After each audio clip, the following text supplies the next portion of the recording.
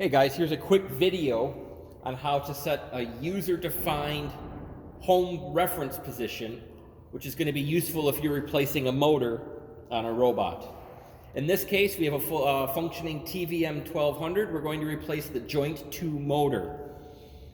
What we want to do is we want to define a user-defined home position so that when we put the new motor in, we have a reference position to calibrate joint 2 to prevent us from having to reteach all of the points when the new motor is installed. So in this case, I've gotten the robot relatively close to a position that's going to be repeatable. In this case, I want to put joint 2 to the hard stop. So I'm going to use the teach pendant to release the brakes on joint 2. So we can see that on the teach pendant here.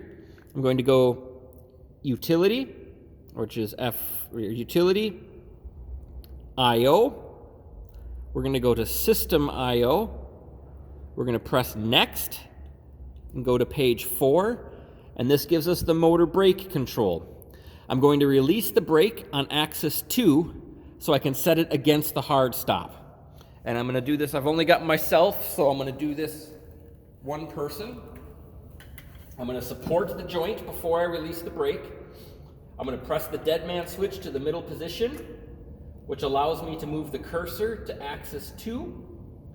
And when I press free, the axis 2 brake will release, and I have control of moving axis 2. I'm going to move it down to the hard stop. It's now sitting on the hard stop. Your case, you might hear the alarm. That's going to be normal. That's your software limit kicking in. So I've set that joint against the hard stop. I'm going to release the dead man switch, which engages the brake, and you'll hear the alarm. Just going to silence that alarm. And again, to show you that up close on the teach pendant, we're going to go utility, I/O, system, which is F5. We're going to go next, next, next, which gives us the brake control. Once you have brake control, press and hold the dead man switch to the middle position. You get the cursor. You can highlight the joint that you want to unlock. In this case, axis 2. And you'll press F2, which is free. You can hear the click of the brake. The brake is disengaged. You can now move the joint. As soon as you let go of the dead man, the joint will lock again. Silence the alarm. Once we have the joint in position, we can go utility, next, reorg, which is F1. Now in this case, that brings up HOME1 and HOME2. These are user-definable positions or reference positions for each joint. We're going to go down to joint 2. I did a trial before this video, so there's a number in there. You're probably going to have a 0 there. So we're going to highlight that, and we're going to press F4, which is teach. If OK, press execute. We're going to press execute, and it will save a value.